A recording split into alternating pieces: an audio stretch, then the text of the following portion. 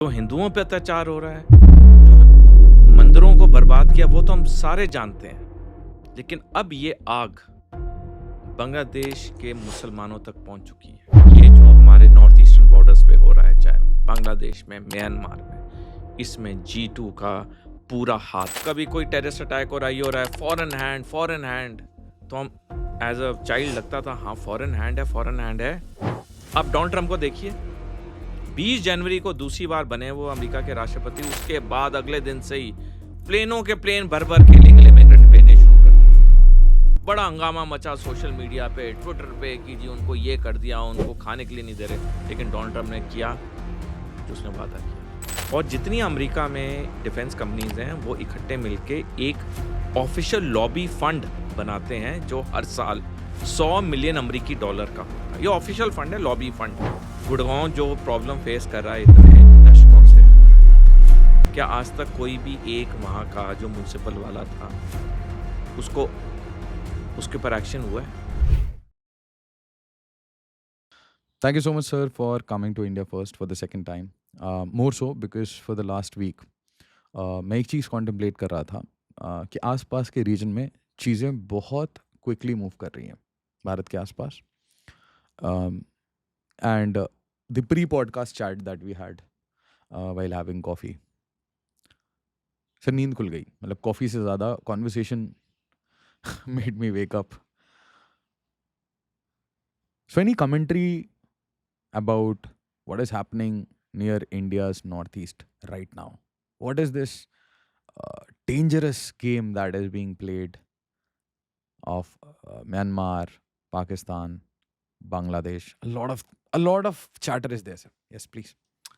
जय हिंद आशीष जी, ये मेरा सौभाग्य कि आपने मेरे को दोबारा मौका दिया। आपने इतने प्रसिद्ध और विख्यात पॉडकास्ट पे आने का, और जो पहला हमारा पॉडकास्ट बातचीत हुई, काफ़ी फेमस हुई, काफ़ी वायरल हुई, काफ़ी कमेंट्स आपने पढ़े होंगे नीचे, बड़े लोगों ने अप्रिशिएट किया। तो मेरा तहे दिल से धन्यवाद कि आपने मेरे को फिर एक मौका दिया। देखिए, जहाँ तक इंडिया की नॉर्थ ईस्ट की बात है, कुछ साल पहले भी नहीं, मैं कहूँगा पिछले साल 5 अगस्त 2024 तक, जब तक शेख हसीना को बांग्लादेश छोड़ के भागना नहीं पड़ा 45 मिनट के अंदर, जो हम सारे जानते हैं, उस दिन तक भारत को सिर्फ 2 फ्रंट की चिंता थी, यानी चीन और पाकिस्तान, यानी चाइना और पाकिस्तान।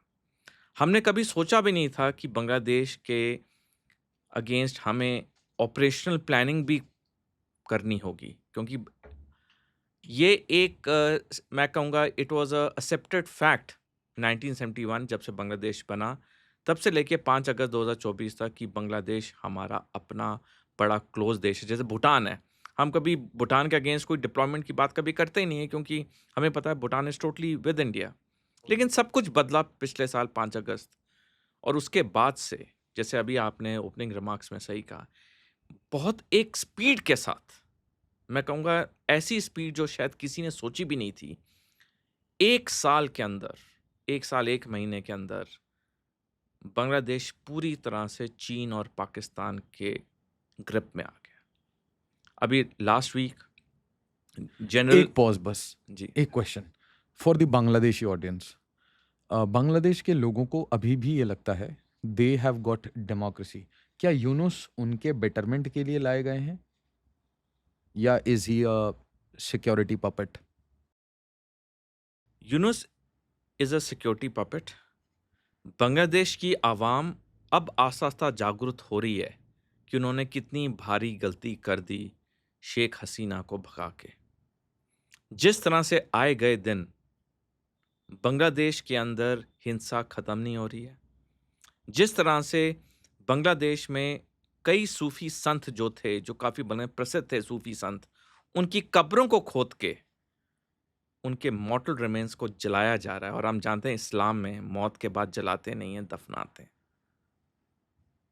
जो हिंदुओं पे अत्याचार हो रहा है, जो मंदिरों को बर्बाद किया, वो तो हम सारे जानते हैं। लेकिन अब ये आग बांग्लादेश के मुसलमानों तक पहुंच चुकी है,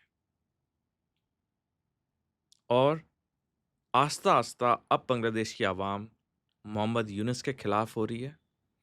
अब उस स्टूडेंट ऑर्गेनाइजेशन के खिलाफ हो रही है जिसने पिछले साल 5 अगस्त का ये सो कॉल्ड जुलाई रेवोल्यूशन स्पीयरहेड किया था।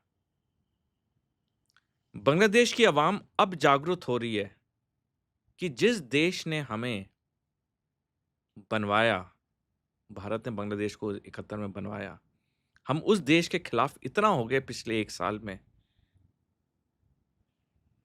कि अब बांग्लादेश के अपने लोगों के लिए दिक्कतें हो रही हैं।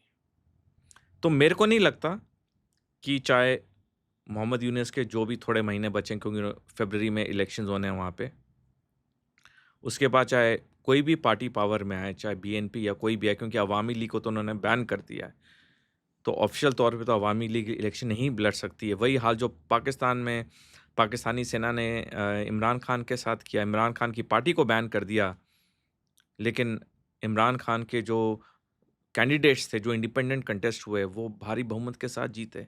यही कुछ चीज़ अब बांग्लादेश में होने वाली है, जहाँ अवामी लीग औपचारिक तौर पे तो बैंड है, लेकिन उसके कैंडिडेट्स बहुत बहुमत से जीतेंगे।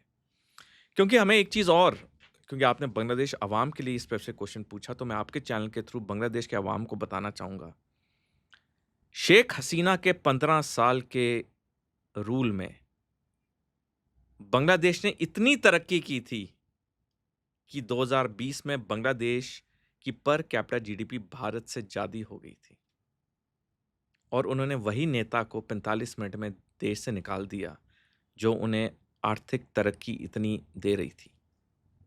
तो डेफ़िनेटली ये चीज़ ज़्यादा लंबा चलेगा नहीं, और आस्ता-आस्ता बांग्लादेश की आवाम मोहम्मद यूनुस के खिलाफ, बीएनपी के खिलाफ हो रही है। मैं आपको कांग्रेचुलेट करना चाहूँगा सर। अम, और बहुत कम लोग ये बातें नोटिस करते हैं, बट लास्ट पॉडकास्ट में मैंने आपसे सेम क्वेश्चन पूछा था और आपने मुझे बहुत सटीक जवाब दिया था कि आशीष, ना ये वेस्ट का है, ना ये चाइना का है, ये इन दोनों का है। और आपने नाम लिया था G2 का।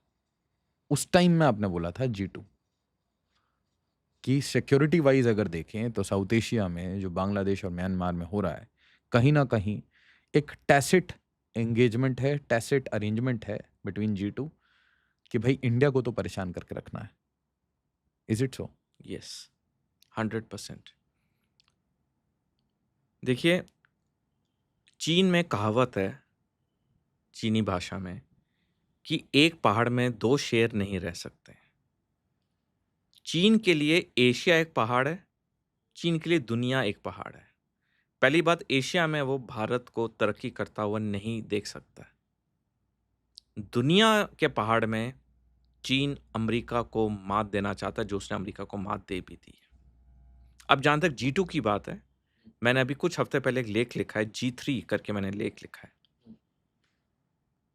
ये तीनों महाशक्तियाँ, अमेरिका, चीन और रूस, इनको मैंने G3 बोला है। इन तीनों देशों ने आपस में अनौपचारिक तौर पे बंद कमरे में डिसाइड कर लिया है, मेरे इलाका ये है, इस इलाके में तुमने नहीं आना, मेरा इंटरेस्ट ये है, उस इंटरेस्ट में तुमने नहीं आना। और तभी हम देख रहे हैं, अमेरिका का रुख आप देखिए चीन के साथ या रूस के साथ बिल्कुल नॉर्मल है। बयान बड़े-बड़े देंगे, लेकिन चीन और रूस पे कोई कठिन प्रतिबंध नहीं लगाएंगे। एब्सोल्युटली। जब से रूस ने यूक्रेन पे हमला किया 24 फरवरी 2022 को, तब से हम सुनते आए वेस्टर्न मीडिया कितना पुतिन को खराब पिक्चर में दिखा रही थी। लेकिन इस साल 15 अगस्त को जब डोनाल्ड ट्रंप और पुतिन एंकरेज अलास्का में मिले, जो गर्मी की दोस्ती दोनों के बीच में थी, क्या लग रहा था कि 3 साल का वेस्टर्न मीडिया पुतिन को एक वॉर क्रिमिनल के तौर पे दिखा रहा था? और अब जो बुसान में मीट हुआ 31 अक्टूबर को ट्रंप और शी जिनपिंग के बीच में, उसके अगले दिन का ट्वीट पढ़िए पीट हेगसेथ का, और डोनाल्ड ट्रंप का भी उस दिन का ट्वीट, उन्होंने G2 की बात की, शेयर्ड प्रॉस्पेरिटी की बात की चाइना और अमेरिका के बीच। तो ये क्या है? ये तो साफ है, इन्होंने डिसाइड कर लिया है, इनके इलाकों के इंटरेस्ट क्या हैं, वो उसको परस्यू करेंगे। जहाँ तक भारत की बात है, जैसे मैंने आपको बताया, चीन भारत को राइज़ करता हुआ कभी नहीं देख सकता है। जैसे हम आगे डिटेल में बात करेंगे, मैं आपको और इसके बारे में बताऊँगा। जो हमें अमेरिका का साथ था, वो 20 जनवरी इस साल चला गया, जब डोनाल्ड ट्रंप दूसरी बार राष्ट्रपति बने। तब से लेके जो भारत के खिलाफ बयान दिए, हम सारे जानते हैं। तो आज की तारीख में ये जो हमारे नॉर्थ ईस्टर्न बॉर्डर्स पे हो रहा है, चाहे बांग्लादेश में, म्यांमार में, इसमें G2 का पूरा हाथ है, क्योंकि अब तक रूस ने यहाँ पे इन्वॉल्वमेंट नहीं दिखाई, क्योंकि रूस का कोई भी इंटरेस्ट भी नहीं है। लेकिन यहाँ पे अमेरिका का इंटरेस्ट है, चीन का है, और तभी हम देख रहे हैं वहाँ पे पिछले 1 साल में किस तरह से चीज़ें, हम सुबेरे सो के उठते हैं, एक नई खबर आती है जो हमने कभी सोची नहीं होती। अब एक और मिनट चाहूँगा इस क्वेश्चन पे। पिछले हफ्ते जनरल शमशाद मिर्ज़ा, जो कि पाकिस्तानी सेना का चीफ ऑफ जॉइंट स्टाफ है, वो जब बांग्लादेश के दौरे पे गया, उसको मोहम्मद यूनुस ने क्या प्रस्तुत किया, क्या गिफ्ट किया? एक मैप बांग्लादेश का, जिसमें नॉर्थ ईस्ट इंडिया उसमें मिला हुआ है। यही एक चीज़ should ring the bells greater कि बांग्लादेश। इनके what are their intentions finally. हम आज से 10 साल बाद या 5 साल बाद ये नहीं हम कह चलिए सकते। पॉज कर जाइए। यूनुस और ये सब तो सर बाद में आए। मेरा एक बहुत सिंपल फंडामेंटल क्वेश्चन है। We created a country, India was created on religious basis. India का जो पार्टीशन वगैरह हुआ, जो आज हम स्ट्रक्चर हाँ, देख हाँ। Religious basis, it was clear कि एक रिलीजन इधर आएगा और दूसरा एक सेकुलर कंट्री रहेगी। Okay, Yes. सो क्या हम ऐसे बोलते हैं ना, अग्र सोची सदा सुखी, तो क्या हम मूर्ख हैं कि हम मतलब क्या हम आगे का देख नहीं पाते कि very slowly Bangladeshis have creeped in. मान लीजिए म्यांमार बॉर्डर पे कुछ होता है, बांग्लादेश बॉर्डर पे कुछ होता है, India Bangladesh border, India Myanmar border, या फिर इंडिया म्यांमार बांग्लादेश बॉर्डर में कुछ केओस होता है। ये तो बाहर की एक्सटर्नल है। Why have we cultivated people inside, whether it is Myanmarese, Rohingya और it is Bangladeshi? Are we not like, क्या मतलब क्या माइंडसेट क्या है इसमें? देखिए, क्योंकि आज तो आप बोल सकते हैं यूनुस के आने के बाद, हाँ, but Sheikh Hasina she was a great friend, ये बट वो सारे रेडी पटरी वाले, ठेले वाले, झुग्गियां झोपड़ियां में जो नॉर्मल दिखने वाले लोग एंटर कर रहे हैं, हु इज वेटिंग देम कि उसमें से 1% स्लीपर सेल नहीं है? Is there any supra agency that I don't know of? As a civilian I am asking, because now it is not about India, geopolitics, national security. It is now your houses. It is your neighborhood that I'm asking about. I'm asking as a civilian, sir. कि क्या कोई ऐसी super agency है जिसके बारे में हमें पता ही नहीं है? आशीष जी, इसमें कोई शक नहीं कि जिस तरह से इलीगल इमिग्रेंट्स आए हैं भारत में, और कई दशकों से आ रहे हैं, कोई आज की कहानी नहीं है, कोई 5 अगस्त 2024 के बाद नहीं हुआ, ये पहले से हो रहा है। लेकिन किसी सरकार ने, चाहे कोई भी केंद्रीय सरकार हो, कोई भी राज्य सरकार हो, without naming any political party, because everyone has been in Yeah. Power at some time और द अदर, या किसी ने इतने स्ट्रांग स्टेप्स नहीं लिए कि इनका इन्फिल्ट्रेशन रोका जाए और जो ये इलीगल लोग हैं इनको भेजा जाए बाहर। अब डोनाल्ड ट्रंप को देखिए, 20 जनवरी को दूसरी बार बने वो अमेरिका के राष्ट्रपति, उसके बाद अगले दिन से ही प्लेनों के प्लेन भर भर के इलीगल इमिग्रेंट भेजने शुरू कर दिए। बड़ा हंगामा मचा सोशल मीडिया पे, ट्विटर पे कि जी उनको ये कर दिया, उनको खाने के लिए नहीं दे रहे। लेकिन डोनाल्ड ट्रंप ने किया जो उसने वादा किया था। तो कमी कहाँ है? इंसान सारे ही हैं, डोनाल्ड ट्रंप भी इंसान है, हम भी इंसान हैं। कमी कहाँ है? कमी है हमारे इम्प्लीमेंटेशन में, हमारी एग्जीक्यूशन में। इंटेंट भी नहीं है सर। जब आपका इंटेंट ही नहीं क्लियर होगा, एग्जीक्यूशन कैसे होगा? अगर ये चीजें हमने पहले रोकी होती, और पहले का मतलब मैं 1-2 साल से लेके 50 साल तक, मैं, क्योंकि जैसे मैंने कहा सारी सरकारें, कोई ना कोई पार्टी तो सेंटर पे रही है, राज्य सरकारों में अलग-अलग पार्टीज रही हैं। हम ये प्रॉब्लम क्यों हम फेस करते हैं?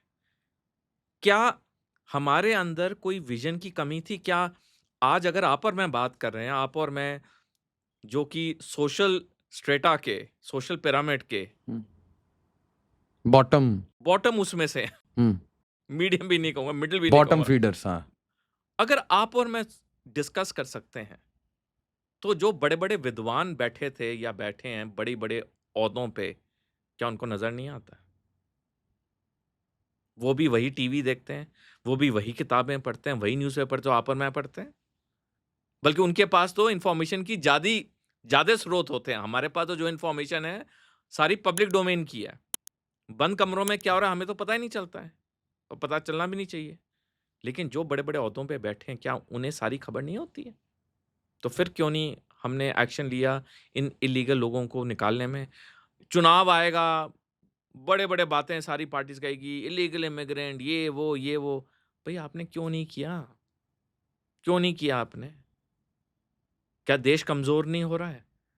आपने स्लीपर सेल की बात की, ये बिल्कुल फैक्ट है ये। क्यों नहीं है स्लीपर सेल? आपके नेबरहुड्स के पड़ोस में अगर रहने लगे तो मैं आपसे पूछ रहा हाँ, हूँ सर, वॉर तो बाद में लड़ेंगे ना?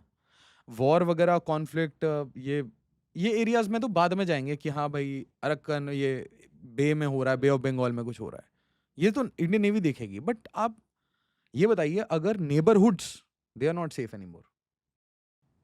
एग्ज़ैक्टली क्योंकि ये जो स्लीपर सेल हैं, ये कोई कल के लिए थोड़ी ना प्लान कर रहे हैं। ये आज से 8, 10, 12 साल के बाद प्लान कर रहे हैं। एक-एक छोटी-छोटी इन्फॉर्मेशन वापस भेजना, दुश्मन देशों के ऑपरेशन रूम में सारी चीज़ें कोलेट होना, सारे बिंदुओं को मिलाना, फिर उनकी प्लानिंग होना। तो ये तो उनकी तैयारी तो बहुत पहले शुरू होगी। क्या हमें ये स्लीपर सेल की जानकारी नहीं होती है? पहली बात तो हम उनको घुसने क्यों देते हैं? अगर कोई It's a shame that everyone tells that Indians are very smart. It's a shame that Indians are being appreciated, they are being absorbed globally. Yet we are not able to solve this simple. simple problem, because this problem is not complex. This problem, if somebody wants to solve it, ये कोई दिक्कत नहीं है। आज इतना technology advance कर गई है, किसी इंसान की अगर आपने सिटीजनशिप चेक करनी है, कितना टाइम लगता है? So facial recognition में सर कितना टाइम लगता है? Not even minutes. वो आपकी genealogy निकाल देगा सर. बिल्कुल। This region has आज 57% Rohingya. आज आप मोहल्ले में, जी. किसी भी मोहल्ले में कोई आदमी रह रहा है, हम्म. वहाँ का जो एसएचओ या आईओ है, मैं तो कहता हूँ वो सबसे पावरफुल आदमी में से एक होता है, क्योंकि जो एरिया का एसएचओ आईओ होता है, उसको अपने इलाके की चप्पे-चप्पे की खबर है। Everything sir. चप्पे-चप्पे की खबर है। उसको आप टास्क करो कि बताओ इस इलाके में कितने इलीगल लोग हैं, कितने, वो आपको मिनटों के अंदर सारी जानकारी दे देगा। उसके बाद फिर एग्जीक्यूशन की बारी आनी है ना। जो लोग इलीगल हैं उनको भेजिए। Why we have not done it for so many decades? मैं जब से बच्चा था, मैं 70-80 के दशक में स्कूल जाता था, तब से हम सुनते आए हैं फॉरेन हैंड, इलीगल इमिग्रेंट्स। आप भी सुन रहे थे? आज हाँ नहीं, हाँ, मैं आज in your youth you were also listening to it. बिल्कुल। तब तो देखिए आजकल तो बड़ा वो टेक्नोलॉजी आ गई ना कि टीवी है, स्मार्टफोन है। हमारे टाइम पे तो हाय राम सर. सिर्फ न्यूज़पेपर होता था। हाँ. दूरदर्शन तो बहुत बाद में शुरू हुआ, तो 82 के आसपास शुरू हुआ, जब एशियन गेम्स आई, तभी एक ही चैनल था, दूरदर्शन। लेकिन जो हमारी मेन नॉलेज की स्रोत है वो न्यूज़पेपर्स होते थे। कभी कोई टेररिस्ट अटैक हो रहा है, फॉरेन हैंड। तो हम एज अ चाइल्ड लगता था हाँ फॉरेन हैंड है, फॉरेन हैंड है। अब 55 साल हो गए हमें। 55 साल हो गए, अभी भी ये लगता है. Nice. So the point that I am making is, जो मैंने अपनी किताब में भी लिखा है और जो मैं जगह जगह बोलता हूँ, we have to be accountable and responsible. Everyone has to be accountable and responsible. अगर कोई परफॉर्म नहीं कर रहा है, प्लीज रिमूव हिम और हर। देश सर्वोपरि है, औहदा या इंसान सर्वोपरि नहीं है। अगर एक इलाके में इलीगल इमिग्रेंट्स हैं, उस एरिया का इंचार्ज कौन है? कोई ना कोई तो है। चाहे आप एमएलए बोलो, एमपी बोलो, एसडीएम बोलो, डीसी बोलो, एसएचओ बोलो, कोई तो है जिम्मेवार। He has to be asked questions. क्यों है यहाँ पे? I am sorry to say, but since हमारा बड़ा फ्रैंक टॉक हमेशा हुई है, पहले भी और अब भी, आई थिंक हमें एक कंटेनमेंट लेवल लाना होगा, स्पेशली इन पॉलिटिशियंस। मैं मानता हूं हर पॉलिटिकल पार्टी के लिए चुनाव जीतना सर्वप्रथम है।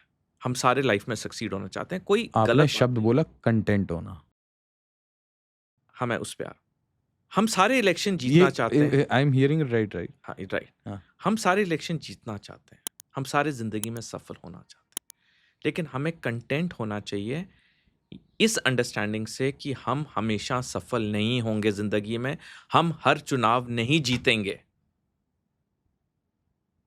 जिस दिन ये फीलिंग हमारे में आ गई कि it is okay to lose elections but हम गलत काम नहीं करेंगे, हम सही काम करेंगे। अगर मेरे इलाके में इलीगल इमिग्रेंट्स हैं, मैं उन्हें बाहर फेंकूँगा। बेशक अगले चुनाव में मेरे को वोट कम मिले। क्योंकि होता क्या आशीष जी, बातें बड़ी-बड़ी होती हैं, चुनावी वादे सारे लोग बड़े-बड़े करते हैं, स्पीच देखते हैं, बड़े इम्प्रेस हो जाते हैं। चुनाव खत्म होता है, सारे मुद्दे खत्म हो जाते हैं। We are back to square one. आप एक सिंपल गूगल सर्च या ग्रोक में डाल के देखिए, कितने इलीगल इमिग्रेंट्स पिछले 10 साल में भेजे गए भारत से, किसने 20 साल में भेजे गए, कितने 30 साल में भेजे गए। Figures are shocking.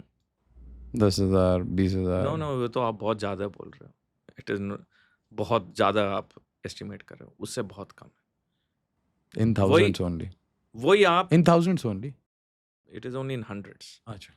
आप वही जो मैंने शुरू पहले कहा, आप डोनाल्ड ट्रंप को देखो, उसको 7-8 महीने उसने हज़ारों में भेज दिए। You know the intent and the execution is very important. और कंटेनमेंट कि ठीक है, मैं ये चुनाव नहीं भी जीता ओके, लेकिन मैं वो करूँगा जो मुझे देश के लिए करना होगा। उसे भी तो नुकसान हो रहा है लोगों को भेज के, बहुत नुकसान हो रहा है. और लोगों को अगर आप इलीगल को भेज नहीं रहे हैं, वो आराम से यहाँ पे बस रहे हैं, वो सारी इन्फॉर्मेशन वापस भेजें जहाँ-जहाँ उन्होंने भेजनी है, वो आगे 10, 15, 20 साल का प्लान कर रहे हैं। और जब वो जैसे सैनिक पढ़ाई में कहते हैं when the balloon goes up, यानी जब युद्ध होता है उसे बलून गोज़ अप कहते हैं आर्मी स्लैंग में। When the balloon goes up suddenly will be lost. तब ब्लेम गेम चल रही होगी, हमने वो नहीं किया। भई, हम ये नहीं कह सकते कि सिग्नल्स नहीं थे। हम ये नहीं कह सकते कि टेल टेल साइंस नहीं थे, वार्निंग साइंस नहीं थे। सब कुछ है हमारे सामने। मैं एक छोटा एग्जांपल देता हूँ, अपने पर्सनल लाइफ से, क्योंकि आदमी अपने पर्सनल लाइफ से बेस्ट एग्जांपल दे सकता है। जिस हम टॉपिक पे बात करें उसको दर्शकों को एक्सप्लेन करने के लिए। जब मैं आज से तकरीबन 4 साल पहले पहली बार टीवी पे गया, उस शो के बाद मैंने अपने आप से 3-4 प्रण लिए कि पहला, जब भी मैं कैमरे के सामने आऊँगा, मैं सूट में हूँगा, टाई में हूँगा।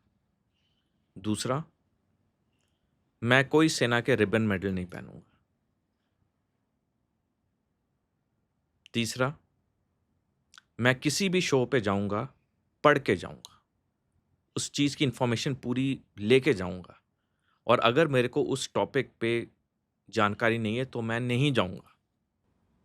उस पे बात नहीं करेंगे. लेकिन आप अधिकतर एनालिस्ट को देखिए, आप कोई टीवी चैनल उठाइए, कोई पॉडकास्ट उठाइए, मैक्सिमम जो होते हैं वो आते ज़रूर हैं, लेकिन आप 2 मिनट के अंदर आपको पता चलता है कि ये सिर्फ रिटॉरिक्स पे बात कर रहे हैं।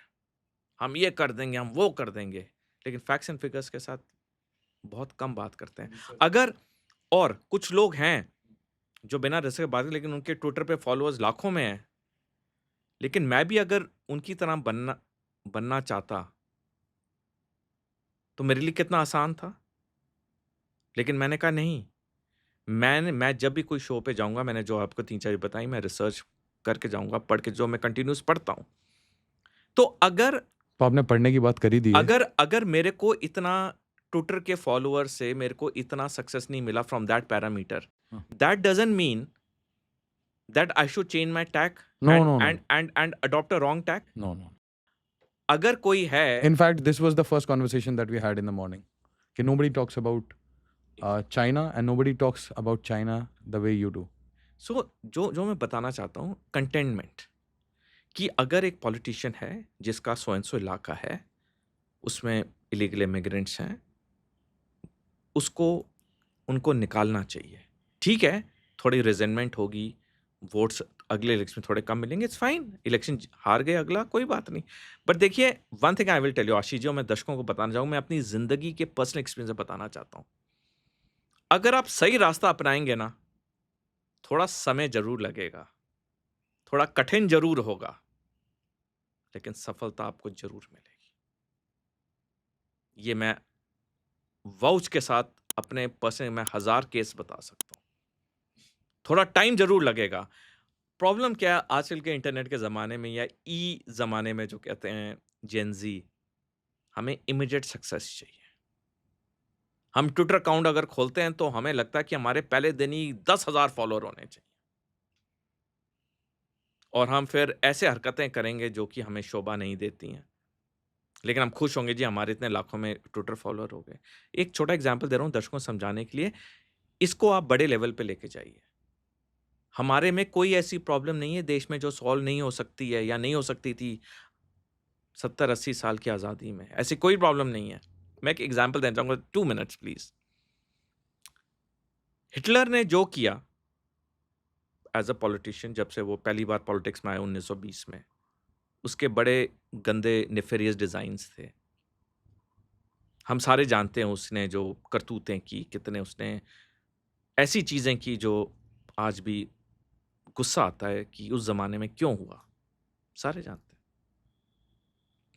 लेकिन क्या हम जानते हैं कि जब वो पहली बार जर्मनी का चांसलर बना 1933 में, 30 जनवरी 1933 में, पहले 4 साल में, यानी कि 30 जनवरी 1933 से 30 जनवरी 1937 पहले 4 साल में, उसने जर्मनी में अनएम्प्लॉयमेंट बेरोज़गारी ख़त्म कर दी। उसकी पॉलिसीज़ ने जर्मनी के बिज़नेस को बहुत बढ़ोतरी दी। उसने जर्मनी नेवी और आर्मी जिस पे प्रतिबंध था बढ़ाने का, उसने विशाल तौर पे बढ़ाया और उसने दुनिया को भनक नहीं लगने दी और जर्मनी की उसने एयरफ़ोर्स या वायुसेना खड़ी कर दी। जबकि उस वक़्त जर्मनी पे बहुत प्रतिबंध थे क्योंकि जर्मनी जब पहले विश्व युद्ध में हारा था और उसके बाद ट्रीटी ऑफ वर्साइले की वजह से उस पे काफ़ी प्रतिबंध लगे थे। पहले 4 साल में अगर हिटलर ने अपने इरादे अच्छे रखे होते और उसकी वो ख्वाहिश नहीं होती स्लाविक कंट्रीज़ पे कब्ज़ा करने की, उसको जर्मनी में मिलाने की, ग्रेटर जर्मनी के चक्कर में, अगर उसने ये करतूत नहीं की होती, उसने सिर्फ़ प्रॉस्पेरिटी और डेवलपमेंट पे फ़ोकस किया था, जो उसने पहले 4 साल चांसलरशिप में किया, जिसका मैंने ब्यौरा दिया है, वो जर्मनी का सबसे बड़ा नेता होता। क्योंकि पहले 4 साल में उसने वो किया, जो कि कोई शायद सोच भी नहीं सकता था। ये एग्ज़ाम्पल क्यों मैंने दिया? ये एग्ज़ाम्पल मैंने इसलिए दिया, अगर हम कहते हैं कि जी 10 साल का पीरियड कम है, 20 साल का पीरियड कम है, 30 साल का पीरियड कम है, नहीं, पीरियड कभी कम नहीं होता है। अगर आप काम करना चाहो, आप कर सकते हो। उसने 4 साल में क्या अचीव किया, उसके इरादे गलत थे, वो ऑलरेडी मैंने डिस्कस कर दिया, हम उस एस्पेक्ट पे नहीं मैं जा रहा। आप चाइना को देखिए, 2007 में चाइना में हाई स्पीड रेल नेटवर्क जिसे बुलेट ट्रेन कहते हैं, 1 किलोमीटर भी नहीं था। उन्होंने फैसला किया कि हम बुलेट ट्रेन्स बनाएँगे। 10 साल के अंदर 2017 में चाइना दुनिया का नंबर 1 देश हो गया बुलेट ट्रेन्स के साथ। क्यों?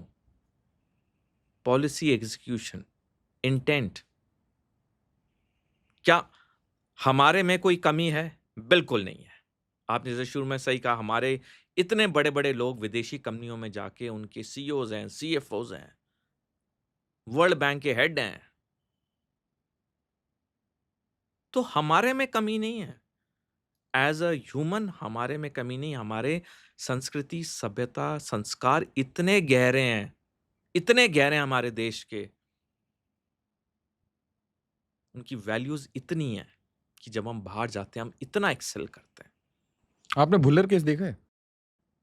वो जो अभी रोपड़ डिस्ट्रिक्ट का करप्शन। पुलिस आपने कंटेनमेंट की बात की।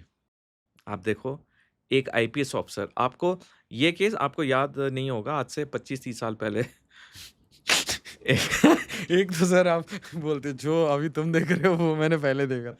एक पंजाब पब्लिक सर्विस कमीशन के चेयरमैन होते थे। ठीक है, थोड़ा आप गूगल करोगे नाम वाम मिल जाएगा, आपको नाम क्या लेना इतने साल। ठीक है। हाँ।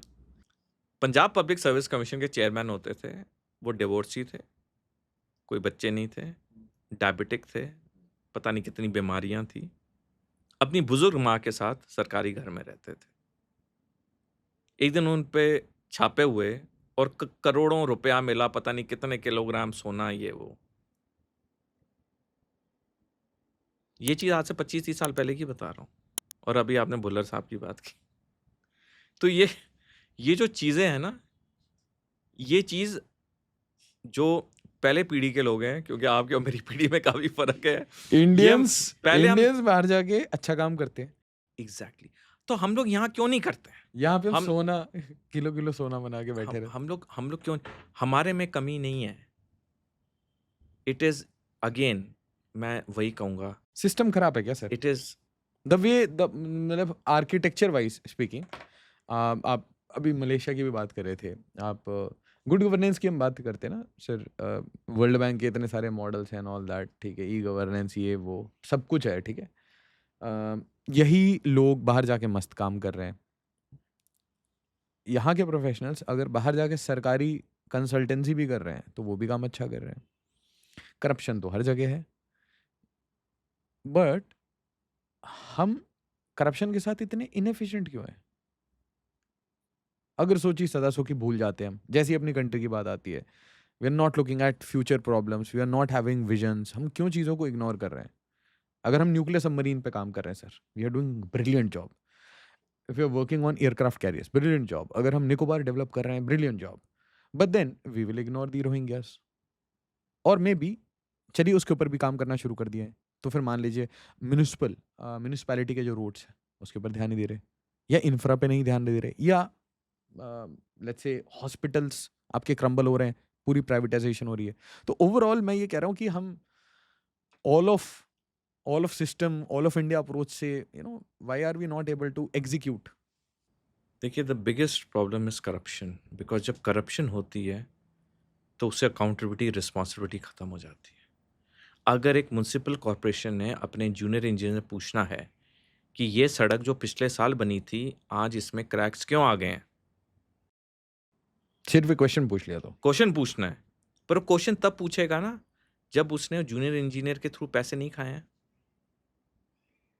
अगर उसने पैसे खाए हैं तो उस प्रश्न पूछ ही नहीं सकता है। क्यों? वो प्रश्न पूछेगा, उसे पता है आंसर क्या मिलेगा? सर आपने मैंने मिलके तो खाए हैं। तो अमेरिका में आप कंटेंट कैसे हो गए और यहाँ क्यों नहीं है? देखिए, अमेरिका में जो हम कहते हैं ना, corruption day to day life में नॉर्मल आदमी के साथ नहीं है।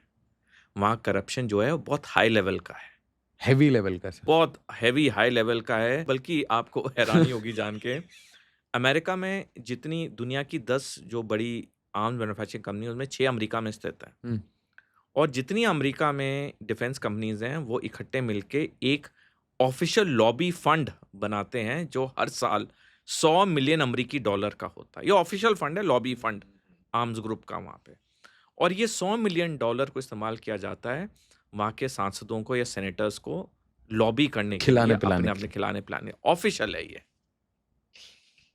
लेकिन जो कॉमन मैन है, उनसे वो रेंट वो सीकिंग नहीं होती। वो ये नहीं कि तूने तुम्हारी गाड़ी ओवर स्पीड करी थी, ला भाई मेरे को इतना दे, मैं तेरा चालान नहीं काटूंगा। वो वाला तूने ईंटें मंगवाई, आजा मैं तेरे से ये चालान काटता हूँ। वहां पे कॉमन मैन अफेक्ट नहीं होता है। पेटी करप्शन नहीं है, क्रोनी है। तो अगर कॉमन मैन अफेक्ट नहीं हो रहा है, देखिए किसी भी देश के मैक्सिमम पॉपुलेशन का कॉमन मैन होता है, कॉमनर्स ही होते हैं। कॉमनर्स होते हैं। जो पावरफुल हैं वो मुट्ठी भर होते हैं। जब कॉमन मैन अफेक्ट नहीं हो रहा है, तो ऑब्वियसली जो सिस्टम के अंदर अकाउंटेबिलिटी, रिस्पॉन्सिबिलिटी आ रही है। आप एक एग्जाम्पल लीजिए, मतलब a municipal person cannot seek any kind of money or any local from any commoner, from anyone. from any commoner. आपका अगर लाइसेंस एक्सटेंड होना है, उसका एक प्रोसीजर है, उसको आप करिए। सिंप्लीफाइड प्रोसीजर है, विद इन डेज। और जो तो उन्होंने पुलिसिंग करप्शन कैसे रिमूव किया? पुलिस में जो करप्शन होता है, देखिए वहाँ पे क्या है कि क्योंकि वहां से अलग कहानी आती है कि गन वायलेंस वगैरह की, वो ठीक है, बट ये वो उनका अपना प्रॉब्लम है। बट उन्होंने ये जैसे आपने बोला ना कि रोक के गाड़ी से पूछ लिया, या फिर किसी भी कोई छोटा मोटा डिस्प्यूट हुआ तो दोनों साइड से थोड़े थोड़े पैसे ले लिए, ये कैसे उन्होंने खत्म किया? क्योंकि उनके अंदर अकाउंटेबिलिटी, रिस्पॉन्सिबिलिटी के बहुत हाई स्टैंडर्ड्स हैं। आप कोई बड़े से बड़ा नेता हो, कोई छोटे से छोटा कॉमन मैन हो, अगर आपने गलती की, you are accountable and responsible. That is it. तभी हम देखते हैं उनसे जो बयान आते हैं, शायद दुनिया के ऐसे बयान आते हैं। अभी आपको याद होगा 12 अप्रैल इसी साल पीट हेग्सेथ, जो कि अमेरिका के secretary of war and Secretary of defence War. पहले होते थे, Secretary of War. Secretary of war, उन्होंने 12 अप्रैल को उन्होंने बयान दिया कि 20 मिनट के अंदर चीन की मिसाइलें अमेरिकी नौसेना के सारे 11 एयरक्राफ्ट कैरियर्स को बर्बाद कर सकती हैं। और जितनी यूएस मिलिट्री में इंटरनल वॉर गेम्स होती हैं, सारों में American are losing to the Chinese. ऐसा आपने स्ट्रॉन्ग स्टेटमेंट किसी देश के डिफेंस मिनिस्टर से सुना है? इतनी ऑनेस्ट बात इतनी ऑनेस्ट बात कि we are losing every time. आप अगर मुझसे पूछेंगे कि सर आप में क्या क्या कमियां हैं, मैं आपको शायद एक भी कमी ना बताऊं। बोले यार माइक बंद कर, आराम से बात करते हैं. एग्जैक्टली दर्शकों को क्यों बताना। हाँ. लेकिन वहां एक देश का रक्षा मंत्री है, वो ओपनली कह रहा है कि ये चीज है। बिकॉज बात वही आती है, Is it because बहुत कम सरकारी नौकरियां हैं? Is it because of this? Like कि बहुत कम है, बहुत इसे एक बहुत ही मतलब प्रीमियम जॉब माना जाता है, और जॉब के अलावा सोशल रिस्पेक्ट है, और मोस्ट इम्पोर्टेंटली माइंड में ये रहता ही है कि एक पर्टिकुलर पोजीशन में जाएंगे तो इतना पैसा एक्स्ट्रा कमा लेंगे. Is it because of this? देखिए सरकारी नौकरियां बढ़ जाए तो क्या मतलब, बढ़ जाए नौकरियां तो क्या मतलब उसकी वैल्यू कम हो जाएगी? उससे भी कुछ मेरे को नहीं लगता फर्क होगा, क्योंकि जब तक डंडा in the form of accountability responsibility नहीं आएगी। आप पिछले 25 या 30 साल में लीजिए, लेट अस टेक 30 ईयर का पीरियड, ठीक है. पिछले 30 साल, so that it covers all political parties across the spectrum, All years, all states. हाँ ऑल हाँ, स्टेट्स, हाँ. 30 इयर्स आप बिल्कुल एज अ हो लीजिए। पिछले 30 सालों में जो बड़े बड़े कांड हुए, चाहे लैक ऑफ सिक्योरिटी, चाहे करप्शन, कोई भी आप ले लो, चाहे रोड टूटना, ब्रिज गिरना, कुछ भी ले लो, 30 साल में जितनी नेगेटिव चीजें हुई 30 साल में, कितने लोग पनिश हुए, कितने लोगों पे डिसिप्लिनरी एक्शन हुआ, उंगलियों पे गिन सकते हो सर. उंगलियों पे गिन सकते हो। आपको मतलब अगर आप 10 उंगलियों पे भी गिन लो ना तो अचीवमेंट है। 10 cases you can not take out, और हम आए गए दिन देखते हैं in these developed countries, they are not perfect, मैं बिल्कुल उनको परफेक्ट नहीं कह रहा हूं, लेकिन at the drop of the hat their big people will resign. एक कुछ हादसा होगा, दे विल रिजाइन। एक वो अभी जब डोनाल्ड ट्रम्प ने टेक ओवर किया था, एक उनका वो टेलीग्राम पे कोई चैटिंग ग्रुप बना था, लीक हो गया था हाँ इन्फॉर्मेशन. उसकी वजह से देयर एनएसए और समबडी, मेरे को एग्जैक्टली नहीं याद आ रहा, but a very high ranking A prominent person had to leave. Had to resign. Yeah. देखिए बात वहीं आती है, गलतियां हम सबसे होंगी, वी आर ह्यूमंस, मुझसे भी 1000 होंगी, आपसे भी होंगी, बट जहां गलती होगी we should be accountable. And if कोई परफॉर्म नहीं कर रहा है उसको प्लीज साइड में करिए। 146 करोड़ों संख्या का हमारा देश है, कोई अगर एक चीज को नहीं अचीव कर पा रहा है उसको कहिए आप बैठ जाइए, दूसरे को लेके आइए। Are you somehow proposing sir कि जो हमारी परमानेंट ब्यूरोक्रेसी है तो उसमें ये थोड़ा हायर एंड फायर वाला एटीट्यूड ऐड होना चाहिए? हायर एंड फायर, जो टाइमलाइन मीट नहीं कर रहा है उसको पब्लिक डोमेन में क्वेश्चन पूछिए। अगर चीन कुछ करता है, टाइमलाइन देता है, मोर और less those timelines are met because वहां के ऑफिशियल में डर है कि विल बी सैक्ड और there will be action on us. आपको हैरत होगा जान के, चाइना में किसी भी शहर के आप मेयर के पास जाइए और बोलिए मेरा ये बिजनेस प्रपोजल है, अगर उस मीटिंग में उस शहर का मेयर कन्विंस हो गया या हो गई, 48 घंटे के अंदर आपको ज़मीन भी अलॉट होगी, आपको लोन भी सैंक्शन होगा, और 48 घंटे ख़त्म होने से पहले वो मेयर आपके कंपनी का एक नेम प्लेट लेके आएगा, आपको गिफ्ट करेगा, जो अपने ऑफिस या फैक्ट्री के बाहर लगाओगे, जब फैक्ट्री बन जाएगी। 48 आवर्स, सिर्फ 48 आवर्स लगते हैं। हार्ड डेडलाइन है, hard deadlines. These are hard deadlines. 48 hours is nothing. एक पॉडकास्ट एडिट नहीं हो पाता उसमें. बिकॉज देखिए अगर आपने कुछ चीज़ ब्रेकनेक स्पीड पर अचीव करनी है तो आपको ब्रेकनेक तरीके से काम भी करना पड़ेगा। अगर आपको आपके आगे ये डेडलाइन है कि ये जो हमारी इंटरव्यू हो रही है, आपने इसको 12 घंटे के अंदर शाम को 6 बजे लाइव करना है. आपने लाइव करना है, तो होगा फिर. आप करोगे, फिर होगा। आप बेशक खाना कम खाओगे, बेशक अपना म्यूजिक नहीं सुनोगे, अगर आपका 6 बजे लाइव जाना है, you will do it. So it is achievable. वो भी इंसान है, वो कोई रोबोट्स नहीं है, वो कोई स्पेशल प्लैनेट से नहीं आए हैं। उनमें हम में कोई फ़र्क नहीं, बल्कि मैं जो बार-बार कहता हूँ, हमारी सभ्यता, संस्कृति, संस्कार इतने गहरे हैं, हम दुनिया में बेस्ट हैं। और जो हमने अभी डिस्कस किया, हमारे लोग जब बाहर जाते हैं, कैसे एक्सेल करते हैं? Why can't we excel here?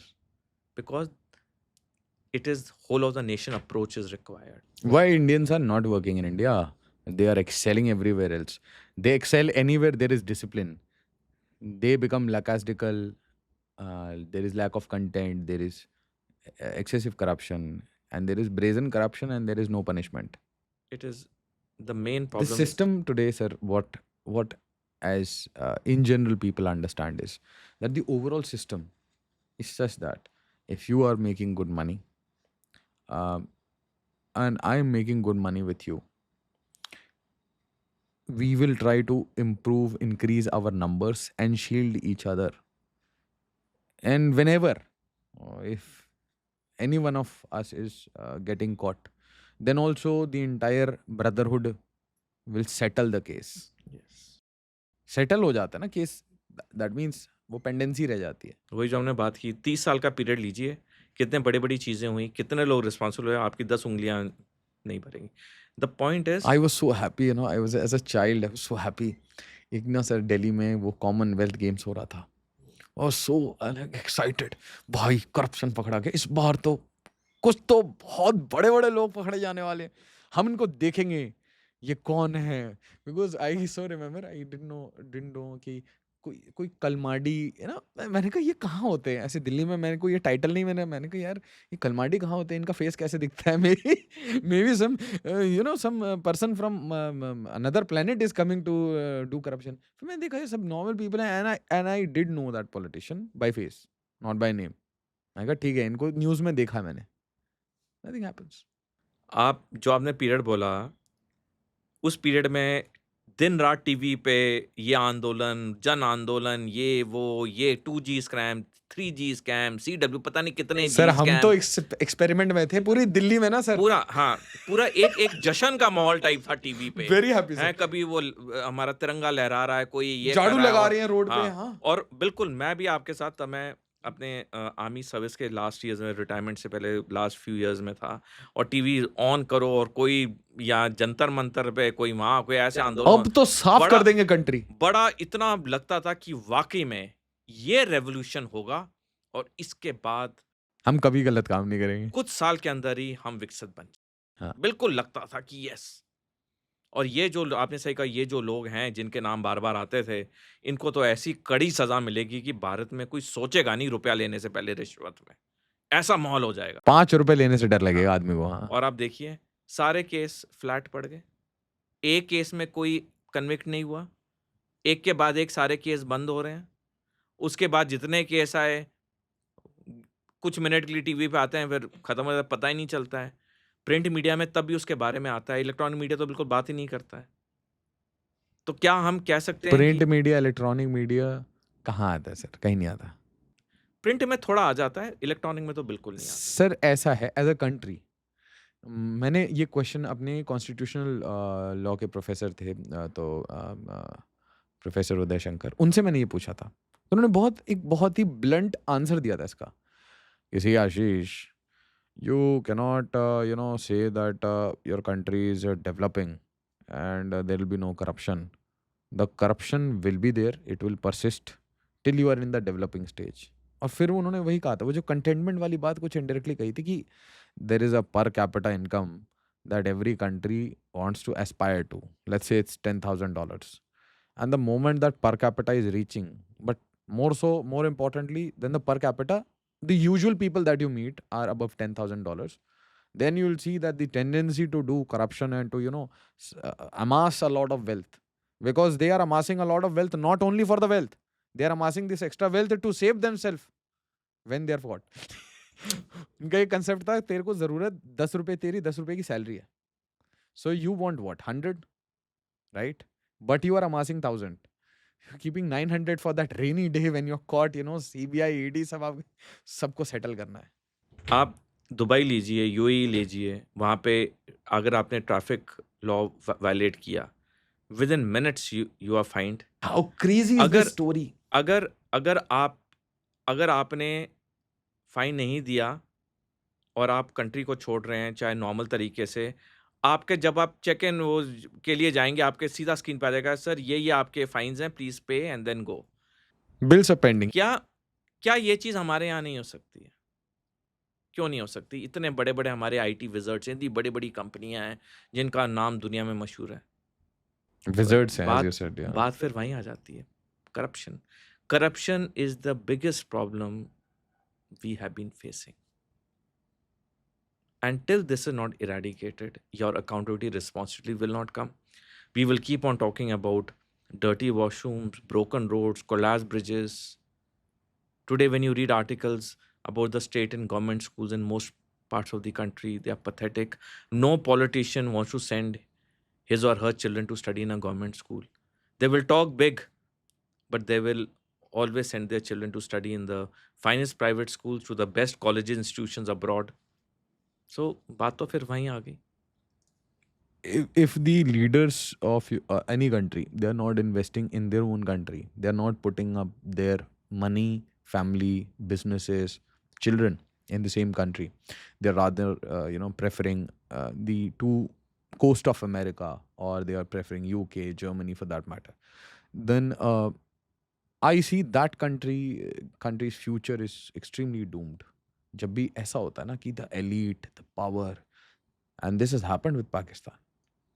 पिछले 10 साल में 2014 से 2024 का पीरियड 12.5 लाख भारतीय नागरिकों ने अपनी नागरिकता त्याग दी है ऑफिशियल तौर पे. 12.5 लाख, ये ऑफिशियल फिगर्स हैं. और ये 12.5 लाख कौन है? ये अधिकतर पढ़े लिखे अमीर हैं. जो डंकी रूट से गए हो तो छोड़ दो, उसके तो कोई फिगर्स ही नहीं होते. मैं 12.5 लाख ऑफिशियल फिगर्स हैं जिन्होंने अपनी इंडियन सिटीजनशिप रिनाउंस कर दी. क्यों उन्होंने की है? क्या हमारे देश में कमी है कि उन्हें छोड़ के जाना पड़ा जब वो पढ़े लिखे और अमीर हैं? वो डंकी वाले नहीं हैं कि दिहाड़ी के लिए वो जा रहे हैं, अपनी रोजी रोटी के लिए जा रहे हैं डंकी रूट से. Like you rightly said, why are the elite and the educated leaving? 12.5 lakhs is not a small figure by any. Keeping their money and children abroad is a red signal for any country, sir. How many Americans have renounced their You citizenship? are earning 5 rupees. If you're sending that 5 rupee, you're parking that in Dubai. And the irony that you just mentioned about Dubai, the irony is that it is made up of all the black money of South Asia, right? And the moment you have done all the corruption, you settle in Dubai, and then you are following rules. That means danda hai. देखिए, तो काम हो जाता है. बात तो So you're taking your 5 rupee and your children, you're parking them abroad. You alone are living here, maybe in a very big bungalow, making crazy money just to take it out. I won't say, we are not progressed. हमने तरक्की की है, लेकिन क्या उस speed से की है लीकेज हो गया ना जो कि रिक्वायर्ड था? क्या 75-77 साल कम होते हैं? मैं एक आर्टिकल लिख रहा हूँ, बाय नेक्स्ट वीक मैं उसको पब्लिश कर दूंगा. मैं कई फोरम में जाता हूँ, जब मैं बात करता हूँ, डिस्कशन होते हैं, जब चाइना की बात आती है तो एक जो ऑफन पॉइंट उठता है कि जी चाइना की तो अब बात ही मत करिए. चाइना तो वन पॉलिटिकल पार्टी सिस्टम है, चाइना तो ऑथोरिटेरियन कंट्री है, वो कम्युनिस्ट नेशन है, वहाँ तो तरक्की हो जाएगी बिकॉज जो कुछ बोला जाएगा वो हो जाएगा. तो ये मेरे जहन में आया और तभी मैंने आर्टिकल लिखना शुरू किया कि क्या डेमोक्रेसीज प्रोग्रेस नहीं करती हैं? तो अब मैंने लिखना शुरू किया उसको. नहीं, आप मुझे एक बात बताइए, अगर मेयर ने डेमोक्रेसीज प्रोग्रेस, आप फिनलैंड दीजिए. नहीं, इनसे- अगर एमपी ने एक डायरेक्शन दे दिया हाँ, तो क्या काम नहीं होगा? एग्जैक्टली. कोई इसमें पॉलिटिकल पार्टी का तो कोई चक्कर ही नहीं कुछ है. नहीं है सर. देखिए, ऑपोजिशन अगर रोना है तो रोना है, वो तो ठीक है. हम्म. वो तो हम भी अगर अपने फैमिली में कुछ चीज डिसाइड नहीं करते मिल हैं रहा हमें करने तो, का, हाँ, तो हमारे भी घर के अंदर हजार रोना चीजें होता है. होती है कि नहीं ये नहीं वो नहीं. मुझे ये तुम चाहिए. सब्जी लेट लाए, सब्जी ऐसी नहीं लाए, जो तुम लाए वो ब्रेड इस क्वालिटी की नहीं थी. तभी अच्छा खाना नहीं बन रहा है. ठीक है. हाँ, एग्री. हाँ. एक घर के अंदर ही ऑपोजिशन होता है तो बाहर तो आप छोड़ ही दो. लेकिन क्या इसका मतलब है कि अगर एक डायरेक्शन दिया गया है उसका पालन नहीं होगा, ठीक है, प्रोजेक्ट का डेडलाइन था 2 साल, किसी कारण 2 साल नहीं हुआ, 2 साल 2 महीने हो गया। लेकिन 2 साल का 5, 6, 7 साल तो नहीं हो सकता। 2 साल का मतलब ये तो नहीं कि रोड जो आपने बनाई पिछले साल वही टूट जाए। आप देखिए हर साल जब बारिशें आती हैं दिल्ली में, गुड़गाँव में कितना पानी एक्यूमुलेट होता है, कितने बड़े-बड़े वीडियोज़ वायरल होते हैं ट्विटर पे, हैं, कितने घंटों तक दुनिया अटकी रहती है। बारिशें खत्म, सारे भूल जाते हैं। गुड़गाँव जो प्रॉब्लम फेस कर रहा है इतने दशकों से, क्या आज तक कोई भी एक वहाँ का जो म्युनिसिपल वाला था, उसको उसके ऊपर एक्शन हुआ है? पॉल्यूशन, अब कल ही मैं रिपोर्ट पढ़ रहा था, 75% of households in Delhi NCR are down with viral or pollution related diseases. Every day, 33 people die in Delhi every day due to pollution, 33 every day. और आपको हैरानी होगी जान के, आज से 10 साल पहले बीजिंग, जो चीन का कैपिटल है, उसका पोल्यूशन दिल्ली से वर्स था। उन्होंने ऐसे मेजर्स अपनाए, आज it is one of the cleanest cities. तो जब वो कर सकते हैं, हम लोग क्यों नहीं कर सकते हैं? आप 1 political party, 2 political party system छोड़ दो। जब आप सत्ता में हो तो you are the one who is in charge. चाहे कोई भी पॉलिटिकल पार्टी, कोई भी स्टेट की हो। 2 ही रीज़न आते हैं कि हमारा बहुत पॉपुलेशन है और हमारे पे बजट कंस्ट्रेंट्स हैं। ये 2 मतलब मैं प्लॉजिबल तो रीज़न। एग्रीड। पॉपुलेशन का चलिए वो चाइना का बराबर हो गया। पॉपुलेशन तो मैं कहता हूं, पॉपुलेशन अगर ज़्यादा है तो उतने मिनिस्टर्स, उतने आईपीएस ऑफिसर, उतने म्युनिसिपल के ऑफिशियल्स भी तो ज़्यादा हैं। More hands to work. More hands to work. Population ज़्यादा है तो हमारा उतना टैक्स भी तो ज़्यादा है। अगर हम कहते हैं कि हम डेवलपिंग नेशन है, ठीक है, मान लिया बजटरी कंस्ट्रेंट्स। हमारी इकोनॉमी चाइना से कम है, एग्रीड। हम हर चीज़ में चाइना के आगे नहीं हो सकते हैं, एग्रीड। सामान भी तो सस्ता है। लेकिन कुछ में तो हो सकते हैं ना। लेबर भी सस्ता है, सामान भी हाँ, सस्ता है। लेकिन कुछ में तो हो सकते हैं। अगर एक हम पोल्यूशन क्राइसिस दिल्ली में कितने दशकों से हम सुनते आए हैं, भुगतते आए सर हैं, तबीयत खराब होती है, हर दिन तबीयत खराब है सर। लेकिन क्यों नहीं किसने किया? ये महीना ही तबीयत खराब रहती है बस। मतलब आप इन जनरल देखेंगे अगले 2 साल आप देखेंगे, मैं एकदम ये गारंटी के साथ देख सकता हूँ। मेरे पिछले 4-5 साल से ये एकदम हर बार हो रहा है कि जैसे ये सीज़न आता है ना, ये नवंबर वाला, ऐसा मन करता है सर कहीं भाग जाऊँ, मतलब मनाली भाग जाऊँ। अभी परसों के पेपर में एक दिल्ली के वन ऑफ द टॉप पुल्मोलॉजिस्ट ने बोला है कि जिनको थोड़ी भी प्रॉब्लम है, दिल्ली 6 से 8 हफ्ते के लिए छोड़ दो। मेरी सर दर्द हो रहा है सर अभी एवरीडे। अभी कौन जा सकता है जिसके पास वेयर-विदऑल है 6-8 हफ्ते के लिए बाहर जाने की, मीन्स उसका या तो इतना पैसा हो कि जाके होटल में रहे, कैपेसिटी हो सर। या फिर उसके फाइनेंशियल। यार गाँव में जा पाए आराम से और मैं फाइनेंस हो। वही सबसे बड़ी चीज़, फाइनेंस, कि वो जाएगा 6-8 हफ्ते, कोई 6-8 मिनट थोड़ी ना है। अरे कोई कंपनी देगी क्या सर 6-8? तो कहने का मतलब कि ये प्रॉब्लम जॉब करने वाले को क्यों नहीं सॉल्व 6 हो घंटे सकती नहीं है? मिलते। क्यों नहीं सॉल्व हो सकती ये प्रॉब्लम? जी। It is again the same thing, your intent, execution of timelines, responsibility, accountability, और सबसे बड़ी चीज़ करप्शन। आप करप्शन को रिड्यूस कर दो, चीज़ें अपने आप will fall into place, because आँखों में आँख डाल के पूछना सबसे बड़ी चीज़ होती है। जो वो वही पूछ सकता है जो करप्ट नहीं है। सर एक ना लेफ्टिनेंट कर्नल सोंडी सर का एक मैं ना करप्शन परसेप्शन इंडेक्स बनाना चाहता हूँ सर।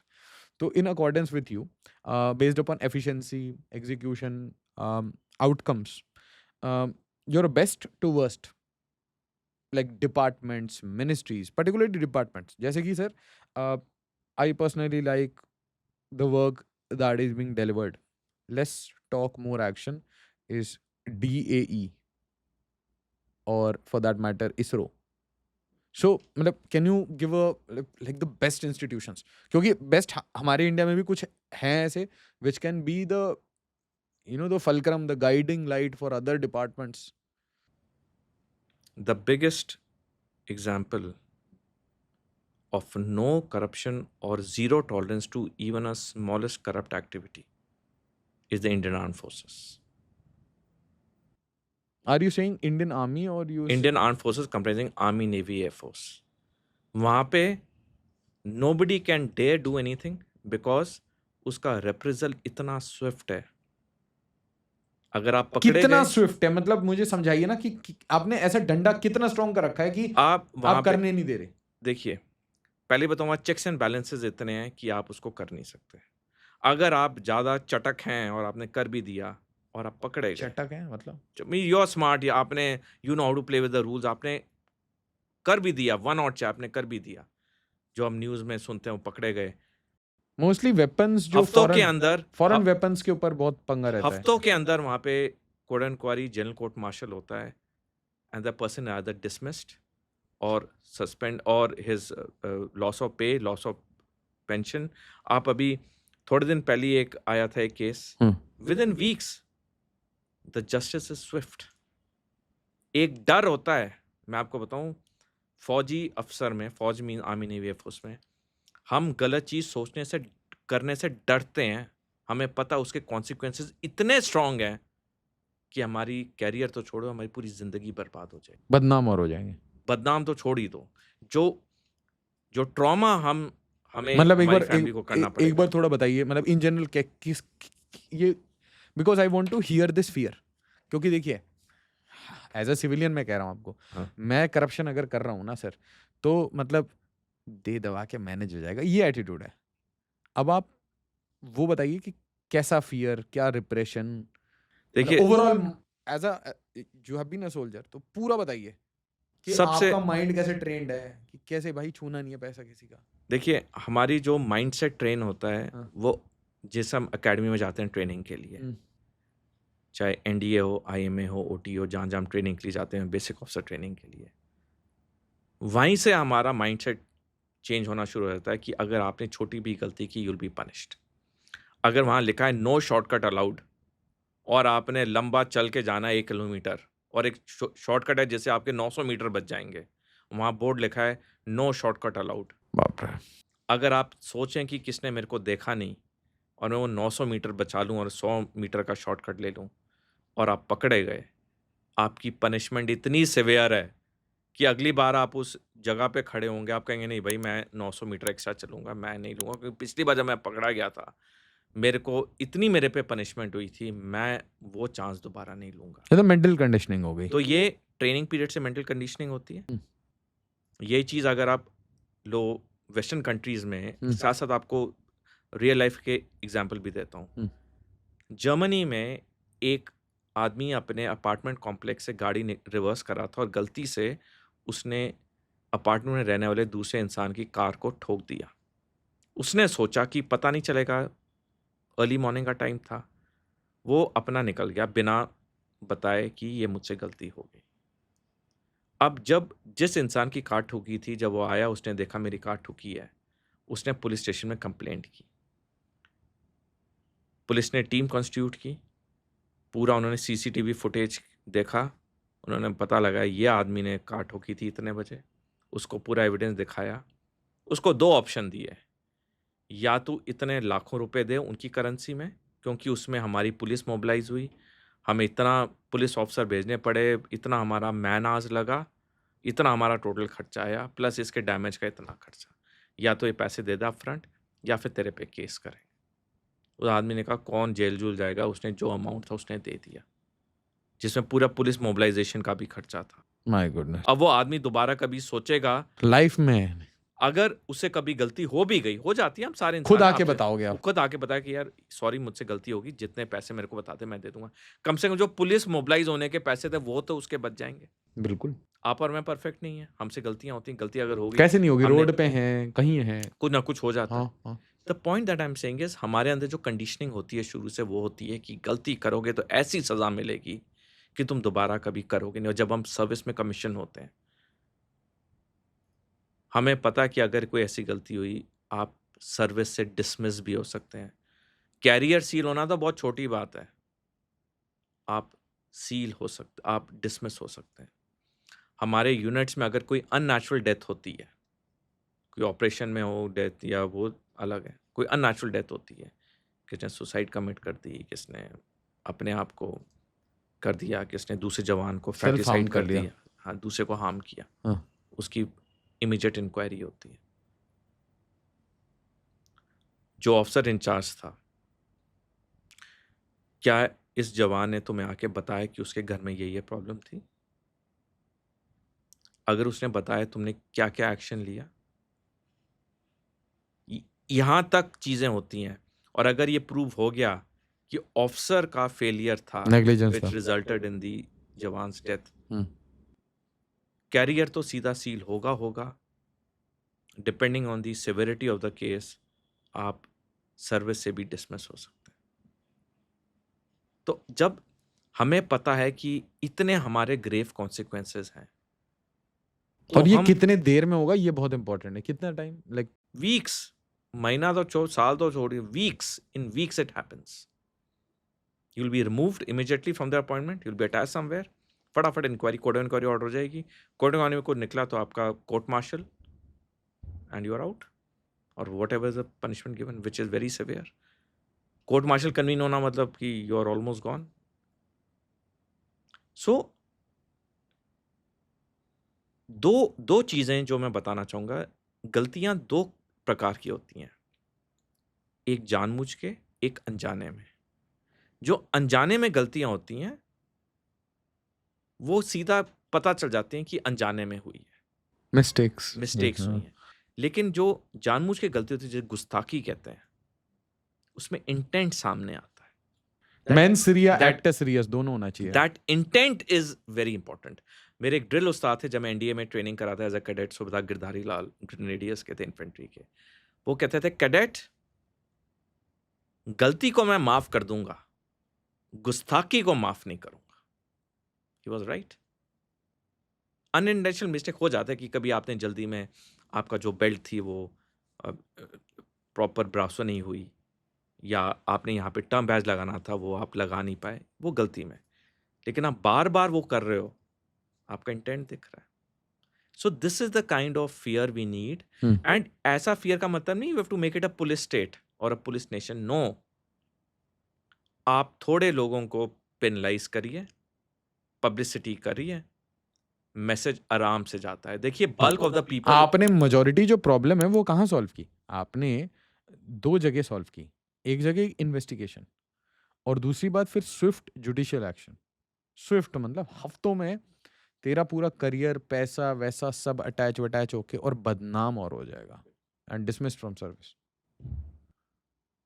अच्छा, मान लीजिए पुलिस स्टेट से, वो तो फ्रीडम्स को कर्टेल करना हो गया। मैं कह रहा हूँ, why can't we have a judiciary like this, very hard judiciary, which is, आप समझ रहे हो, cut to cut, deadline based.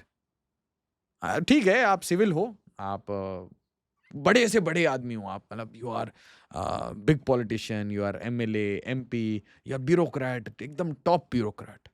But once you come to the chopping shop, मतलब आपके पास पैसे पकड़े गए, आपके ऊपर एलिगेशन लग गए, and you come to the chopping shop, मतलब जुडिशरी इट हैज, हफ्ते में आपका पूरा करियर चेंज करके रख देगी। मैं आपको एग्जांपल देना चाहूँगा। हाँ। जब 9/11 अटैक्स हुए यूएसए में, हम्म।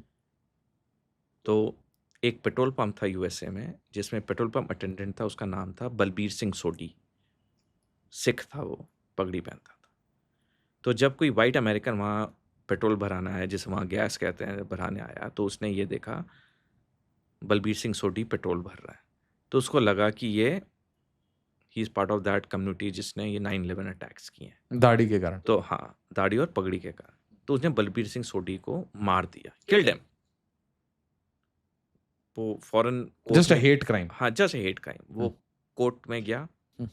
और वो जज के सामने जब केस आया, तो ये जो आदमी ने मारा था बलबीर सिंह सोडी को, उसने अपने आप को बचाने की कोशिश की, मैं मेंटली इल हूँ, ये वो।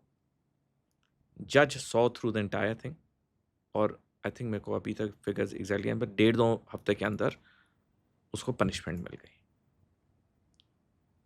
अब बात आती है कि इंडिया में ऐसा क्यों नहीं होता, क्यों हमारे केस लंबे चलते हैं। इस पर मैंने आर्टिकल लिखा अभी कुछ हफ्ते पहले। देखिए, मान एग्रीड, इंडिया में 51 मिलियन नहीं केसेस चलता है ना, इंडियन आर्मी में तेजी से होता है। नहीं, इंडियन आर्मी नहीं, मैं सिविल की बात कर रहा हूँ। इंडियन आर्मी तो बहुत स्विफ्ट है। अगर हम, तो वहां पे पेंडेंसी वेंडेंसी नहीं होती क्या? कोई पेंडेंसी नहीं। तो क्या 2 दिन में सारे आर्गुमेंट्स खत्म करो और weeks, I told you weeks. अगर जनरल कोर्ट मास्टर को थोड़े वीक्स लग जाते हैं भाई, इंक्वायरीज तो दिनों में खत्म हो जाती हैं।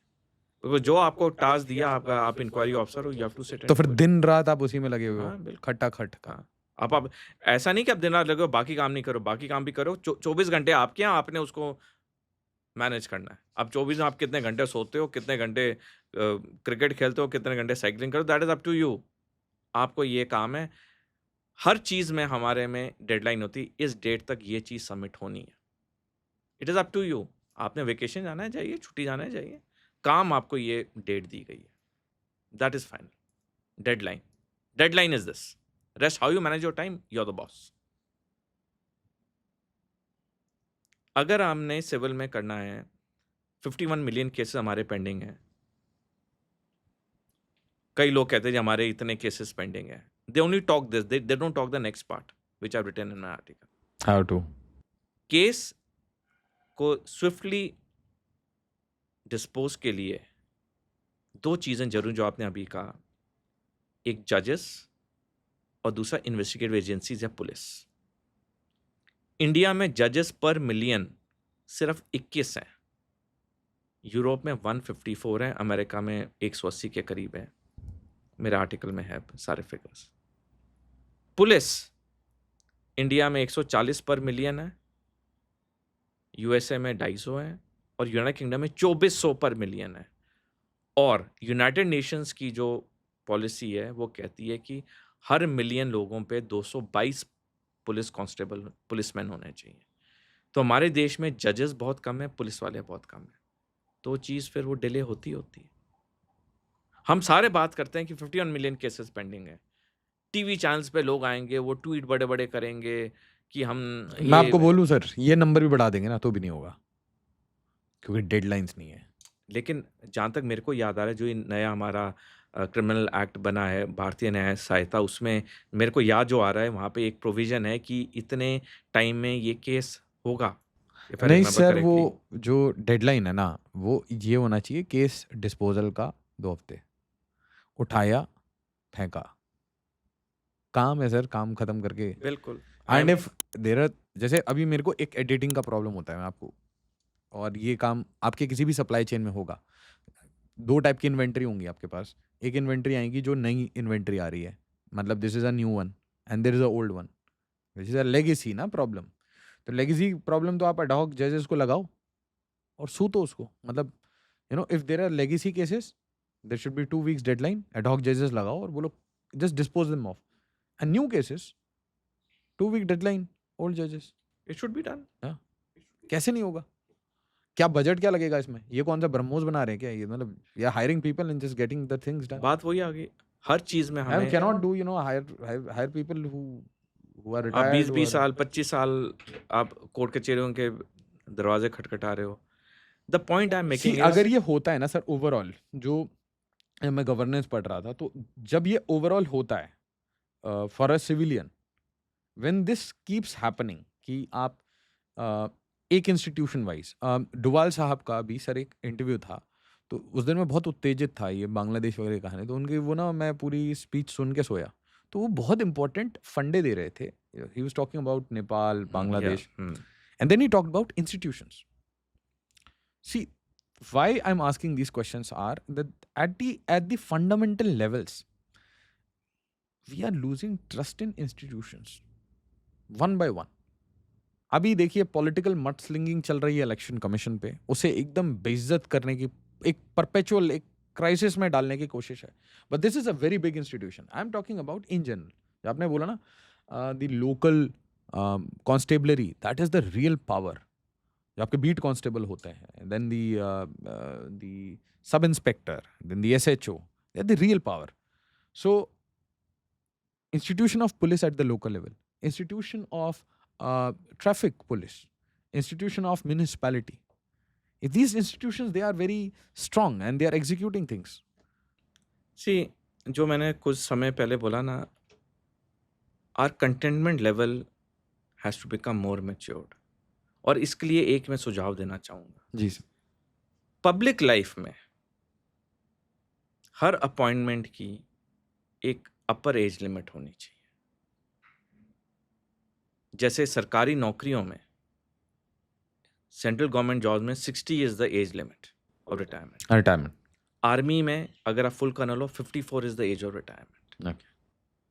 ब्रिगेडियर हो तो 56 है, मेजर हो तो 58 है, लेफ्टिनेंट जनरल हो तो 60 है, चीफ आर्मी स्टाफ हो तो 62 है, सीडीएस हो तो 65 है। एक हमें पॉलिटिशियंस के लिए भी एक एज लिमिट डिसाइड करनी चाहिए कि इस एज पे you retire gracefully from the public life. Because हो क्या रहा है, this I feel is one of the important factors where the corruption is just not ending, because सब political parties के लोगों को लग रहा है कि मैं अगर पावर में हूँ तो मैं लंबे समय तक रहूँ, और फिर अपने वो बेटे को लगा के वो जाऊं। फिर वो करूँ।